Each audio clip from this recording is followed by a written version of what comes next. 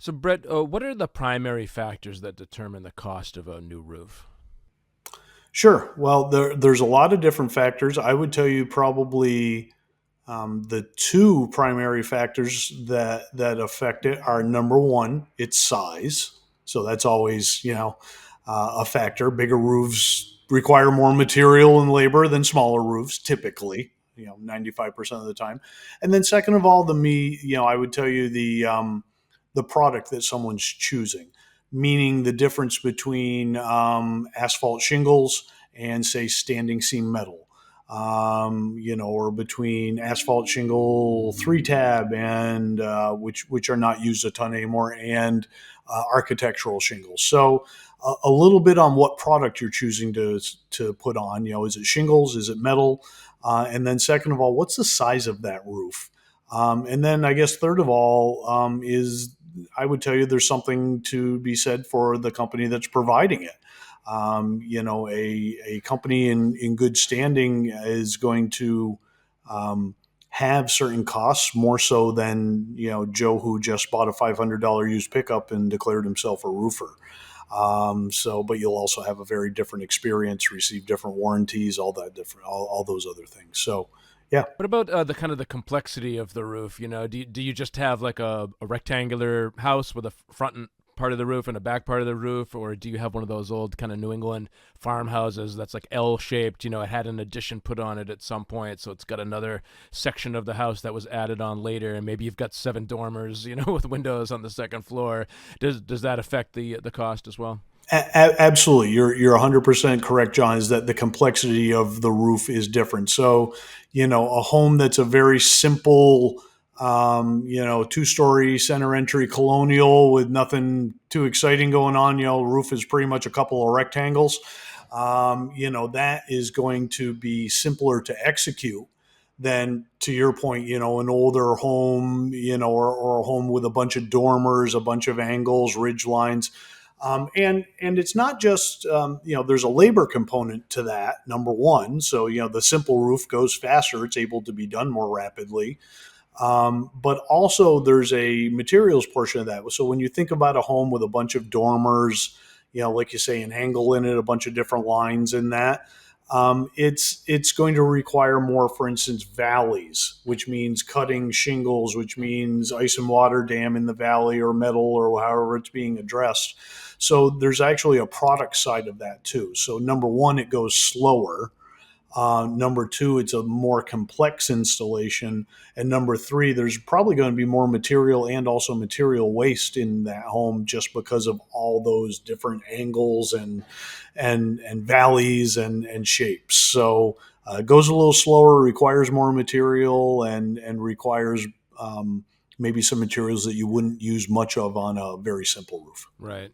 Can you give a little bit of a breakdown of the cost of a new roof, based on its components? Like how much am I paying for the materials versus labor? And are there other costs involved as well, like getting permits and things like that? Sure. So things like permits aren't that depends where you live, and they're not either way. They're not a super measurable component of the cost and that sort of thing. That's just making sure that we're doing business in a legal way.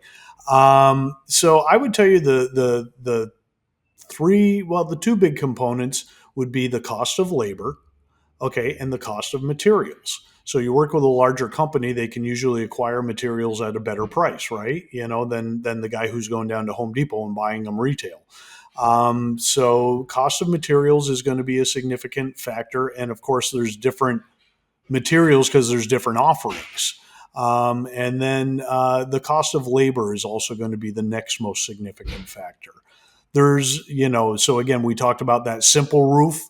The number of squares of roofing we can put down on a simple roof per hour is much more rapid than that complex roof where we're starting, stopping, cutting, putting in valleys, doing all that. So just the efficiency is going to be there. The other thing that people don't tend to think of a little bit, and it affects labor, and it's also just a cost of the contractor that we have to factor in, is things like waste removal. So, if you're having a roof replaced and it's what we call a rip and replace, so your old roof is being shoveled off into a dumpster, and then and being disposed of, that construction material is pretty expensive to get rid of. And of course, the bigger roof requires what? More material, correct? So cost of disposal is factored in there as well, because you don't want that on your front lawn. You want that gone. And then there's some cost, and it's a labor cost in there to ensure that we do a proper cleanup as well. We build that in there, but one of the things we're most proud of is we get a lot of compliments on our cleanup. Once we leave, it's like we were never there, is what we get told. And but that's because we take the time. We do a lot of magnetic denailing, making sure we find all those, or every one that we possibly can, making sure there's not pieces of shingle blown around your yard and in your neighbor's yard, and that sort of thing. And again, making it look like we were never there. So I would tell you the two biggest factors really are labor costs, more complex roofs, more labor, and then the cost of materials. And did you go with an entry level material or a premium grade material? Are going to affect those things the most. Is there any kind of percentage that somebody should be looking at when when they're reviewing a contract, in terms of, like, what percentage of that is the labor versus the materials, or does that really vary quite a lot? Yeah, typically, what I would tell you is I would look at the total investment. It really, at the end of the day, what someone's the breakdown between material and labor for you isn't really, what does it matter? You're contracting them to do a job. I would tell you though that mm,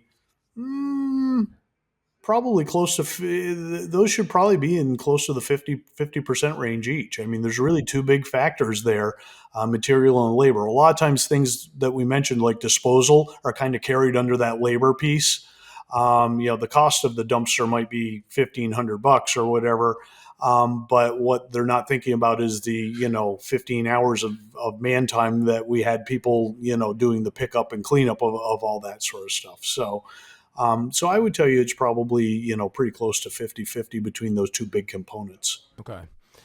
How do different roofing materials affect the overall cost of a project? You did just mention a little bit about whether you're using a premium roofing material versus a less expensive material. How much does that affect the cost of a roof? Sure. Well, obviously, if roughly half the cost of your new roof is the materials, more expensive materials are going to drive that up. So I would tell you the more premium a product, you're going to be paying incrementally more. I would tell you that most homeowners should look at it a little bit on the value side and go, well, if I move, if you were to consider three materials: an entry level material, let's call it a midline material, and then a premium material. They are going to come with different investment levels. They're also going to come probably with different warranties as well. Okay, so that entry level product may have I'll pick it, 20-year warranty on it. Okay, that midline product might have a 30-year warranty on it, and that premium product may have a 50-year warranty on it. So at some point you go, well, if I'm paying, I don't know, 10% more in my overall project to go from an entry level material to a premium material, that number one is going to hold up better. And number two, I'm going to go from a 20-year warranty to up to a 50-year warranty. What's that worth? So, yes, my overall cost may have gone up, pick a number, a couple $1,000s. But think about it. If I was to sell you an extended 30-year warranty, 30 more years after you're 20 for $2,000, break that down. What does that cost you? It costs you a piece of gum per day, basically. So that all of a sudden, in my opinion, starts providing a lot better value to the homeowner. Okay. Are there cost-effective alternatives to replacing an entire roof? Do you always recommend just replacing the entire roof, or is it possible to just replace, part of a roof or one section of a roof at a time? Sure. One thing about master roofers is, we do repairs, number one. So sometimes we can just do a repair on a home. If the roof is in good shape, there's just a problem with a small piece of it, maybe due to damage, maybe whatever the source is. Master roofers will actually come and do repairs. There's a lot of roofing companies that want to and only will do re-roof or nothing. they're either going to replace your entire roof or they're not going to work with you. That's not who we are. We've been doing this since 1942. We realize not everyone wants, or more importantly, needs an entire new roof. We can come and do repairs. Sometimes that can be a few $100s on up to a few $1,000s, depending on the situation. The other thing that we then do that's kind of a step beyond repairs is sections. So occasionally we will run into that where the overall roof is it's okay. It's not at the end of its life yet, but there may be a section of the roof over here on the west side and over the dormer that has whatever it's suffered damage for whatever reason. It's not holding up well. We can usually match the shingle that you have and come in and do those sections. So re-roof 30% of your home in a matching shingle for you, and do that. We usually bring it to logical areas, such as valleys and stuff, so that it looks nice and contiguous. It's not that house that you drive by that almost looks like two different color shingles. We blend it together as best we possibly can. But we will do that. So yeah, there are alternatives, but there is also a time where I've got to say it, where if you do anything but replace the entire roof, you're really just hurting yourself.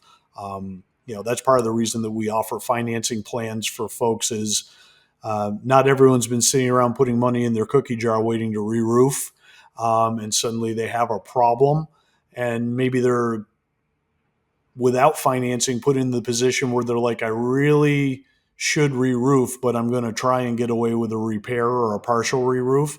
Well, you know what? Let us show you some financing options, and we can turn that into an affordable, a flexible, affordable payment for you, and you can get that whole roof done and not have to worry about it. One other thing I'd like to mention, John, when we talk about this is the more common thing when we talk about repairs and re-roof and all that sort of stuff in sections. When you do decide to have your home re-roofed, if you have skylights, chances are that skylight went in when your home was first built, right? Very few people, sometimes people cut in new skylights, but so if you now have a 30-year-old roof that has reached the end of its life, you probably have a 30-year-old skylight going with it, right? That's there. Master Roofers, we're a Velux 5-star certified company. We like doing skylights. A lot of roofers don't, because they're not confident in their skills. So quite frankly, if it's not leaking, don't touch it. Otherwise, it's your problem. We're not scared of that whatsoever. But think about it. I'm going to put, so if you call a roofer and you have this 30-year-old roof with 30-year-old holes in it, skylights, the roof is in need of replacement, why would you now put a brand new roof on it and leave 30-year-old holes in it? Right? They're no longer supported by the manufacturer. The manufacturer, if they're still in business, a lot of manufacturers of that are gone now. But the ones who are even still here consider lifetime to be 20 years. So why would you go do this nice, beautiful new roof and leave these 30-year-old holes in it? Because probably it's not going to outlast the next roof. So you know what? When you do that, first of all, does your company offer you the option on replacing those skylights? If they don't, I would wonder why. And then second of all, you really should consider that as part of the investment, because really the skylights are a part of your roof. It's like having a window in your roof. So why would you put it on a brand new roof and leave 30-year-old holes in it? So you're just going to be having to deal with them at some later date at probably a less cost efficient way.